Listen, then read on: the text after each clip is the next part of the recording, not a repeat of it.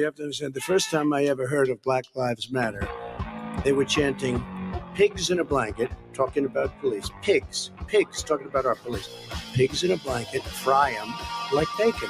Pigs in a blanket, fry them like bacon, talking about police. Pigs, talking about our police. Fry them like bacon. Tonight on News 4 Jax at 6, video shows Jacksonville police entering a woman's home, and she says it was a case of mistaken identity. Mama, calm down! And now she's calling for accountability after she says officers threw her on the ground and handcuffed her. Objection. Overruled. Objection. Sustained. Hello, folks. Welcome back to Sustained Overruled. I am your host, the Anonymous Attorney. A Florida woman had what could have easily been a deadly encounter with the police. Can you spot the critical mistake that she made? Let us take a look. This woman tells the News 4 Jax I-Team that police questioned and released her after realizing they had the wrong person. News 4 Jax I-Team reporter Tarek Miners here in the studio with more on the incident that was all caught on cell phone video. Tarek? Well, Christy Jackson's 4-year-old grandson, her 2 daughters, they were also inside that apartment off Moncrief Road when JSO officers went to her house looking for a female suspect. Jackson says within just a few seconds of knocking on her door, police were inside of her house, forcing her into handcuffs. What's going on? What's going on? What's going on? What's going on? Can somebody please help me? Please! Oh my God! It's absolute mayhem inside Christy Jackson's house just after midnight on Thursday, after Jackson says sheriff's officers forced their way inside her apartment without a warrant, taking her down to her kitchen floor with force. They literally slumped me on the ground. I was on the ground.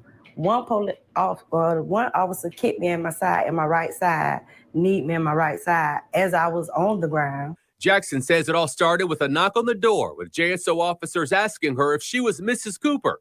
Jackson says she told the officer she wasn't Mrs. Cooper 2 times. She says then she tried to shut her front door. I got ready to close the door. It was stopped by Officer Foot, and then all the other officers bum rushed right through here. What's going on, officer? Can you talk to me? Can you talk to me, please?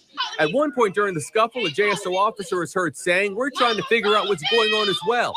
Jackson is heard asking members of her family to run and get her photo identification. Find mama purse. What's going on? If you get her ID, verify that she lives in this apartment, it will help. She lives here. What? Mama, where's the at? Officer. Hey, what's going on? I didn't do nothing. That's what we were going to figure out. Mama. Don't get my ID, please. What's going on? Officer, can you please tell me what's going on? I need her ID. That's okay. All I need. Jackson says JSO officers took her out of her house in handcuffs and placed her in the back of a squad car where they questioned her.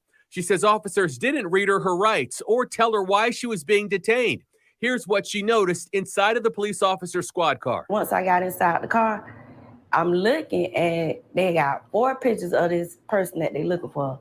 And out of all 4 pictures, we don't look skin color not alike, hair color not alike. Hers is more red, mine is more orange. Jackson says 30 minutes later, police let her go and told her it was a case of mistaken identity because of her hair color. She says one JSO officer said he was sorry, but she says her family is still traumatized by what happened in their own home. Man, they stop it. They stop brutalizing people like they're doing. Communicate with people instead of being the first thing you want to do is put your hands on them and slam them on the ground and hurt them all up. Were you able to spot the critical mistake that she made?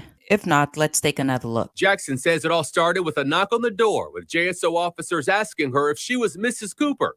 Jackson says she told the officer she wasn't Mrs. Cooper 2 times. She says then she tried to shut her front door. Got ready to. The critical mistake she made was opening the door. Among other issues, the Fourth Amendment is at play here, okay? The Fourth Amendment originally enforced the notion that each man's home is his castle, secure from unreasonable searches and seizures of property by the government. It protects against arbitrary arrests and is the basis of the law regarding search warrants, stop and frisk, safety inspections, wiretaps, and other forms of surveillance, as well as being central to many other criminal law topics and to privacy law. As a general rule, a warrant is not required for an arrest. The police only needs to have probable cause. This is true for an arrest in a public place. Absent exigent circumstances or other exceptions, the police must have a warrant in order to conduct a search or seizure in one's home. In this instance, Ms. Jackson did not have to open her door for the police. That was the critical mistake she made. As we can see from this video, they act first and ask questions later.